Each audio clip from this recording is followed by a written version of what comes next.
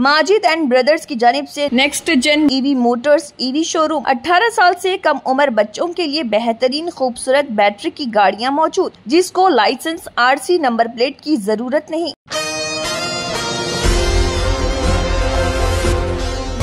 सदर तेलंगाना जागृति व रुकने कानून साज कौंसिल BRS कल्वाकुंटला कविता ने कहा कि तेलंगाना में खवातीन को इज्जत व वक़ार हासिल है। खास तौर पर पसमानदा तबकात की लड़कियां हमेशा इज्जत के साथ जानी जाती रही हैं, लेकिन सियासी मैदान में जब खवातीन अपने हुकूक के लिए आवाज उठाती हैं तो बाज अफराद उन्हें गाली गलोच और गैर शाइस्ता जुबान से निशाना बनाते हैं, जिससे खवातीन सियासत में आने से हिचकिचाती हैं। ये सूरत हाल नाकाबिल कबूल है। वो प्रेस कॉन्फ्रेंस से खिताब कर रही थी कि कविता ने कहा है कि हम तेलंगाना जागृति के जरिए BC रिजर्वेशन के निफाज के लिए मुसलसल जदोजहद कर रहे। उन्होंने खबरदार किया कि पसमानदा तबकात से ताल्लुक रखने वाली किसी खातून को महज उसके पस मंजर की वजह से निशाना बनाना उसके खिलाफ है और बेबुनियाद और तज़हीक आमिज़ बातें करना क़तई तौर पर नाकाबिल बर्दाश्त है। कविता ने सख्त लहजे में कहा कि 3 मार मल्लाना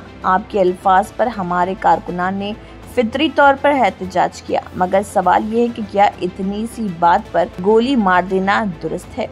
क्या खवातीन का सवाल पूछना इतना नाकाबिल बर्दाश्त बन चुका है? उन्होंने रियासत के वज़ीर आला रेवंत रेड्डी से मुतालबा किया कि वो इस मामले पर फौरी रद्द-ए-अमल जाहिर करें और सख्त कार्रवाई करें। बसूरत दीगर ये तासर जाएगा कि ये सब कुछ आपकी सरपरस्ती में हो रहा। उन्होंने कहा कि फिलहाल असेंबली सेशन नहीं है, इसीलिए असेंबली चेयरमैन ने मशवरा दिया है कि अखलाकी कमेटी में शिकायत दर्ज करवाई जाए। इसके साथ साथ उन्होंने कहा है कि 3 मार मल्लाना खबरदार, अब बहुत हो चुका।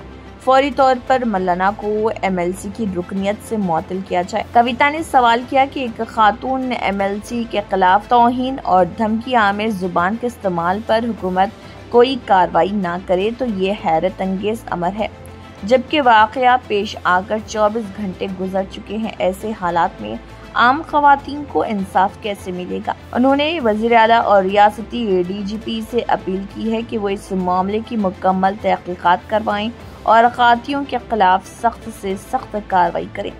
कविता ने याद दिलाया कि माजी में सोशल मीडिया पर महज एक पोस्ट की बुनियाद पर खातून सहाफ़ियों को गिरफ्तार किया गया था, तो अब एक खातून अवामी नुमाइंदे को खुलेआम निशाना बनाया गया है, तो फिर इस पर खामोशी क्यों? उन्होंने इस्तफसार किया कि 3 मार मल्लाना कौन है, वो क्यों चीख रहा है, आखिर वो किस बात का शोर मचा रहा है? कविता ने पुरजोर अंदाज में कहा कि वो खामोश बैठने वाली नहीं है, इंसाफ के लिए आखिरी हद तक जाएंगी और ख्वातीन की तौहीन किसी कीमत पर बर्दाश्त नहीं की जाएगी। Asian TV news bureau report. अंदरिकी नमस्कारम। తెలంగాణ రాష్ట్రంలో ఆడబిడ్డలంటే ఒక ప్రత్యేకమైనటువంటి గౌరవం ఉంటుంది. మొత్తం దేశంలో ఒక రకమైనటువంటి సంస్కృతి ఉంటే తెలంగాణ రాష్ట్రంలో ప్రత్యేకించి BC బిడ్డల ఇళ్లలో మరీ ముఖ్యంగా ఆడబిడ్డలకు కాళ్ళు మొక్కి ఏదన్నా శుభకార్యం ఉంటే తండ్రులు అన్నదమ్ములు బయటకు వెళ్ళేటటువంటి సంస్కృతి ఉంటుంది. బోనం ఎత్తుకున్నటువంటి ఆడబిడ్డను ఆల్మోస్ట్ అమ్మవారిని చూసినట్టు చూసేటటువంటి ఒక పవిత్రమైన సంస్కృతి మన తెలంగాణ రాష్ట్రంలో ఉంటుంది. ఇప్పుడిప్పుడే తెలంగాణలో భారతదేశం మొత్తంలో మహిళలు రాజకీయంలో ముందడుగేస్తూ సమస్యలపైన మాట్లాడుతున్నటువంటి సందర్భాన్ని మనం గమనిస్తున్నాం. మహిళలు రాజకీయాల్లోకి వచ్చినటువంటి వారిని చాలా పరుషమైనటువంటి పదజాలంతో ఒక బాధ్యతాయుత పదవిలో ఉన్నటువంటి వ్యక్తులు విమర్శ చేస్తే మరి వాళ్ళు వచ్చేవాళ్ళు కూడా రాకుండా వెనక్కి తగ్గేటటువంటి పరిస్థితి ఉంటుంది. నా ఒక్కదాన్ని ఈరోజు MLC నవీన్ గారు, చింతపండు నవీన్ అలియాస్ తీన్మార్ మల్లన్న గారు ఎంత దారుణంగా మాట్లాడినరో తెలంగాణ ప్రజలందరూ చూసిండ్రు. అసలు మేము ఆడబిడ్డలు అట్లాంటి మాటలు కనీసం మా నోటితో కూడా ఉచ్చరించేటటువంటి పరిస్థితి కూడా ఉండదు. సిగ్గు అనిపిస్తుంది, నిజంగా బాధ అనిపిస్తుంది. ఎందుకు రావద్దా? ఆడపిల్లలు బయటికి రావద్దా? రాజకీయాల్లో ఉండొద్దా? చెయ్యొద్దా రాజకీయం? ఏం మాటలు ఇవి? అంశం మీద మాట్లాడాలనుకుంటే, ఇష్యూ మీద మాట్లాడాలనుకుంటే ఇష్యూ బేస్డ్ మీద మాట్లాడండి. దాదాపు 1.5 year నుండి తెలంగాణ జాగృతి నుండి BC అంశాల్లో మేము అగ్రభాగాన నిలబడి పోరాటం చేస్తున్నాం. నేను ఏ ఒక్కనాడు కూడా తీన్మార్ మల్లన్న గారిని ఒక్క మాట కూడా అనలేదు, ఒక్క మాట కూడా అనలేదు నేను. అసలు ఆయన నన్ను ఎందుకు అన్నాడో కూడా నాకు తెలియదు, నన్ను అనాల్సిన సందర్భం ఏందో కూడా నాకు తెలియదు. సరే ఆయనకి ఏం కోపం ఉందో లేకపోతే ఎవరన్నా ప్రేరేపించిండ్రో ఎందుకు అన్నారో నాకు తెలియదు. తీన్మార్ మల్లన్న గారిని మాత్రం నేను ఒకటి రిక్వెస్ట్ చేస్తూ ఉన్నా, మీరు బీసీ బిడ్డ కాబట్టి ఏది పడితే అది మాట్లాడితే చెల్లిపోతుందంటే కరెక్ట్ కాదు.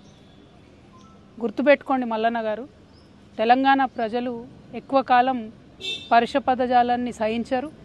మీరు ఎటు పడితే అటు మాట్లాడితే చూసుకుంటే ఎవరు ఊరుకోరు. మీరు మాట్లాడిన దానికి డెఫినెట్గా ఆవేశం వచ్చి మా కార్యకర్తలు మా నాయకులు ప్రజాస్వామ్యబద్ధంగా ప్రొటెస్ట్ చేయడానికి వచ్చారు. అయితే మీరు కాల్పులు జరుపుతారా? సామాన్య ప్రజల మీద కాల్పులు జరిపేంత అంత క్రూరత్వం ఎందుకు?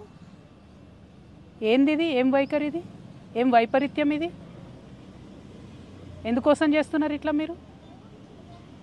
అంటే ఒక ఆడబిడ్డను ఎంత మాట పడితే అంత మాట అనేసి ఇది తెలంగాణ పదజాలం గిట్లనే ఉంటుంది గట్లనే ఉంటుంది అని అంటే ఇది మీ టీవీ కాదు, మీరు మేకప్ వేసుకొని వేసే డ్రామా కాదు.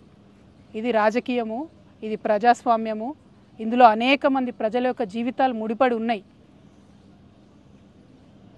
అరే తెలంగాణ జాగృతి ఎన్నో కార్యక్రమాలు చేసింది, అందులో బీసీ ఉద్యమం ఒక భాగం మాత్రమే. ఇంకా చాలా కార్యక్రమాలు చేస్తాం, ఇంకా బలంగా పోరాటం చేస్తాం. ఎందుకోసం మీకు ఇంత దుగ్ధ? ఎందుకోసం? ఒక ఆడబిడ్డ రోడ్డు మీద నిలబడి ప్రశ్నిస్తే తట్టుకోలేకపోతున్నారా? నాలాంటి వాళ్ళను కోట్లాది మందిని తయారు చేస్తా ఏమనుకుంటున్నారో మీరు? మేము అనుకుంటే, ఆడబిడ్డలు అనుకుంటే కనీసం ఇంట్లోకి వెళ్ళి బయటకు వెళ్ళలేరు. మీరు ఆలోచన చేసుకోవాలి మల్లన్న గారు. ఎవరి కోసం మాట్లాడుతున్నారు మీరు? నేను ఇవాళ రాష్ట్ర ముఖ్యమంత్రి గారిని కూడా అడుగుతున్నా, ఈ మల్లన్న గారు నిన్న మధ్యాహ్నం ఈ టైంకి ఈ మాట మాట్లాడితే ఇంతవరకు నేను ముఖ్యమంత్రి గారికి ఒక సహచర ఎమ్మెల్సీని ఇంతవరకు కనీసం ముఖ్యమంత్రి గారు మాట్లాడలే. ఆ రోజు వారి కుటుంబ సభ్యుల మీద మాట్లాడితే ఇద్దరు ఆడపిల్లల్ని యూట్యూబర్స్ని జూనియర్ జర్నలిస్టులని పట్టుకపోయి మీరు జైల్లో పెడతారా?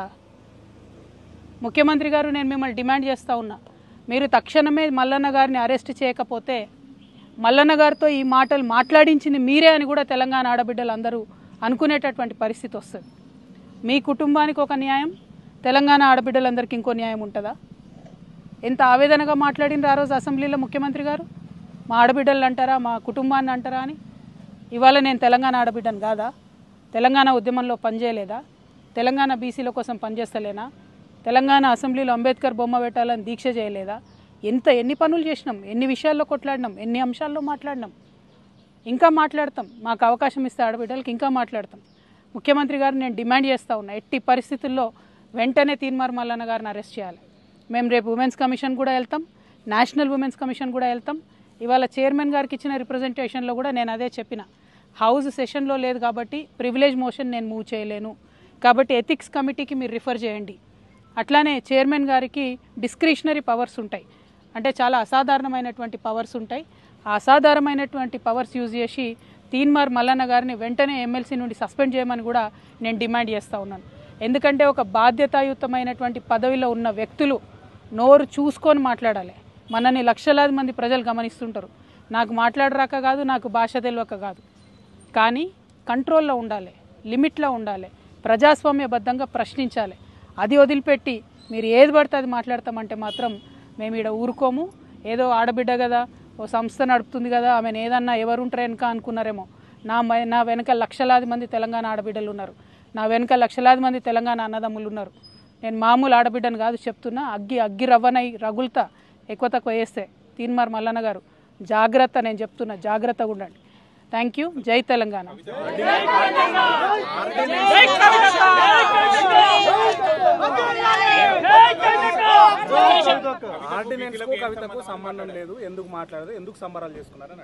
నేనేమంటున్నా తీన్మార్ మల్లన్న గారు బీసీ ఉద్యమానికి సంబంధించి నన్నెందుకు ప్రశ్నిస్తున్నారు? అసలు నేను ఇచ్చేదాన్నా ఆర్డినెన్స్, తెచ్చేదాన్ని. నేను మీలాగానే ఉద్యమం చేస్తున్నా, ఆయన ఉద్యమం చేస్తున్నారు. అసలు నేను ఆయన ఎప్పుడన్నా ఏమన్నా అన్నానా? ఆయన అంతటా ఆయన వచ్చి నా మీద ఎందుకు మాట్లాడుతున్నారు అంటే నాకు వ్యతిరేకులు ఎవరు ఆయనను ప్రేరేపిస్తున్నారా? అది ముఖ్యమంత్రి గారు ప్రేరేపిస్తున్నారా? ఎవరు ప్రేరేపిస్తున్నారు మరి? ఎందుకంటే ఈయన మాట్లాడి 24 గంటలు అయిపోతే ప్రభుత్వం కనీసం చర్య తీసుకోలే. మీ మీద ఒక ట్వీట్ పెడితే రాత్రికి రాత్రి చిన్నపిల్లల్ని ఎత్తుకపోయి జైల్లో పెడుతున్నారే. మీ మీద ఒక ఫేస్బుక్లో కమెంట్ పెడితే ముఖ్యమంత్రి గారు ప్రత్యేక బృందాలను పెట్టి వెతికి మరి అరెస్ట్ చేస్తున్నారే ఒక ఎమ్మెల్సీని ఒక ఆడబిడ్డని ఇదేనా మీరు తెలంగాణ ఆడబిడ్డలకు ఇచ్చారా 18 साल से कम उम्र लड़के और लड़कियों के लिए अजीम पेशकश। हैदराबाद दक्कन में एक नुमाया नाम माजिद एंड ब्रदर्स की जानिब से next gen EV motors EV showroom जो बहादुरपुरा चौराहा किशनबाग रोड हैदराबाद में वाक़, जहां पर आपकी ख्वाहिश के मुताबिक 18 साल से कम उम्र बच्चों के लिए बेहतरीन खूबसूरत बैटरी की गाड़ियां मौजूद, जिसको लाइसेंस RC नंबर प्लेट की जरूरत नहीं। इस गाड़ी को कम उम्र लड़के लड़कियां स्कूल और कॉलेज के लिए इस्तेमाल कर सकती हैं। इनके अलावा औरतें और सीनियर सिटीजन भी इस्तेमाल कर सकते हैं, जिसमें 10-12 मॉडल दस्तयाब, जिसकी कीमत 50,000 रुपए से शुरू होकर 85,000 रुपए पर खत्म होती है, जिसमें मोटर और कंट्रोलर की वारंटी 2 साल है और बैटरी चार्जर की वारंटी 1 साल है। ये तमाम मॉडल हिंदुस्तान की मशहूर कंपनी जेलियो ई मोबिलिटी लिमिटेड कंपनी के हैं। मजीद तफसीलात के लिए 9246109197 और 9246209197 पर रब्त करें।